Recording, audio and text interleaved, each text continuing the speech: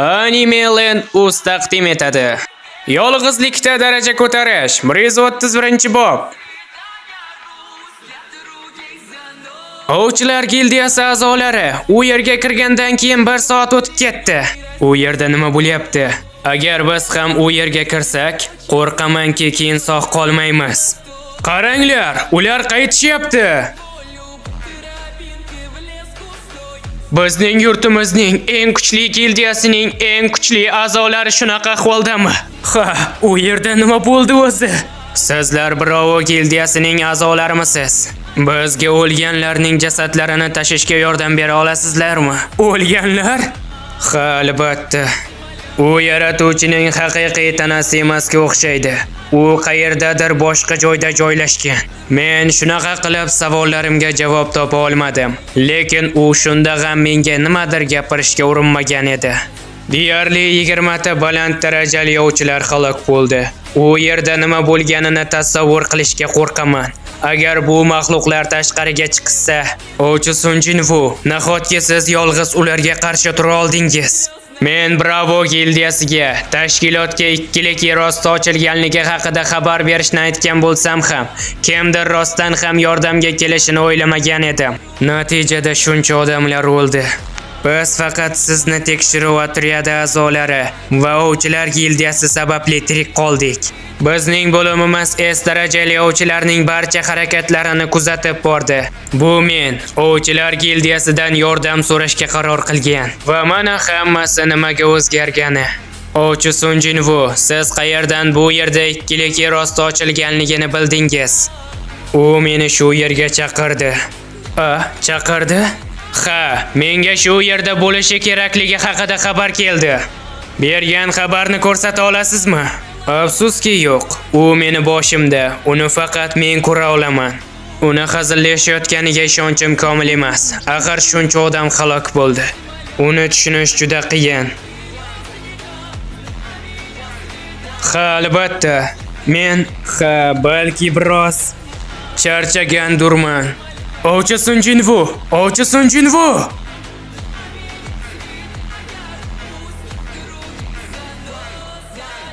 Ajoyib foyda. Taxminan 200 ming tonna sehrli kristallar. Shunisi yetadi deb o'ylayman. Avval sehrli kristallarni quvvatini mana darvozasi atrofida o'rnatiladigan baryerga yo'naltiramiz. Keyin esa u o'zi yetarlicha manani so'rib oladi. Lekin bu g'alati. Ha, baryer bilan nimadir joyda emasmi? Yo'q, u ajoyib, faqat bu kimdir bizni kuzatayotganga o'xshaydi. Nima? Xo'y, kimsan? O'zingni ko'rsat. Siz rostdan ham bu yerda kimdir qolgan deb o'ylaysizmi? Axir ertaga darvozalar ochiladi. Kim uni odam deb aytdi? Nima? Uni instinkt mukammal rivojlangan. Xo'sh, u qanday kuch olganligini hisobga olganda, buni hech qanday g'alatilik joyi yo'q. Nima bo'lganda ham bu hozir muhim emas, chunki tomosha boshlanyapti. Hammasi strategiyadagidek ketyapti. Aynan o'sha qo'rqinchli tragediyada aytilganidek.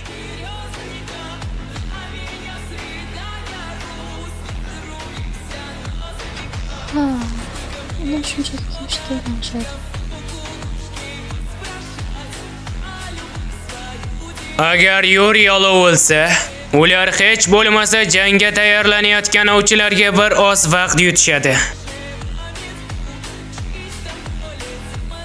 Bunda ular bizdan umuman farq qilmaydi. Bu odamning vayrongarchilik oldida qanchalik ojiz ekanligini isbotlaydi.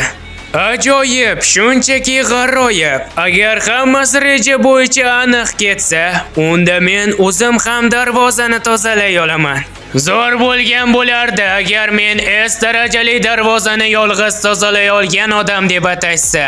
Lekin afsuski bunga loyiq boshqa ovchilar bor. Nima ham qilardim? Ochko'zlik qilmayman bo'lmasa. Janob Oral, alkogol? Men keskinlikni yoqtirishim kerak. Menda qadoq so'zi bor. Men senga haqiqiy shouni ko'rsataman. Bu yerda nechta S darajali ovchilar bor? 15 ta. Ha, u men uchun kichik jamoa. Amerikaliklar o'zi qayerda? Ular bizga S darajali yovchini yordamga jo'natishdimi? Merlinda yana bitta S darajali darvoza ochildi. Faqat Yaponiyada emas, Angliya, Hindiston, umuman butun dunyoda. Demak, ularga odam yetishmayapti. Darvoza? Ular ochilyapti. Kasalxonadamanmi? Xiyonim. Jinho, nima bo'ldi? Nimaga siz endi uyg'ondingiz? Biz rostdan ham sizni o'ldi deb o'yladik. Siz to'liq 3 kun uxladingiz. 3 kun?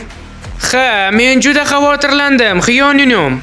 3 kun meni yaxshigina charchatdi. Uni ustiga men yaxshi dam olmaganimga ancha bo'lgandi. Lekin ko'proq muhimrog'i, men u yerda ko'rganlarimni unuta olmayapman. Shoshmang, agar men 3 kun uxlagan bo'lsam. Jinho, nima bo'ldi? Nima haqidasiz? Men Yaponiyada paydo bo'lgan S darajali yer osti haqidaman. Haligi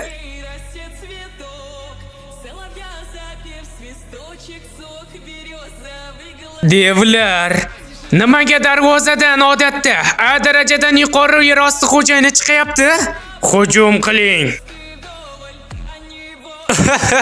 O'ylamagandim A darajali yer osti xo'jayinini ko'raman deb. Sizlar rostdan ham meni baryerimni buzib o'ta olaman deb o'ylayapsanlarmi? Nima? Davomi bor.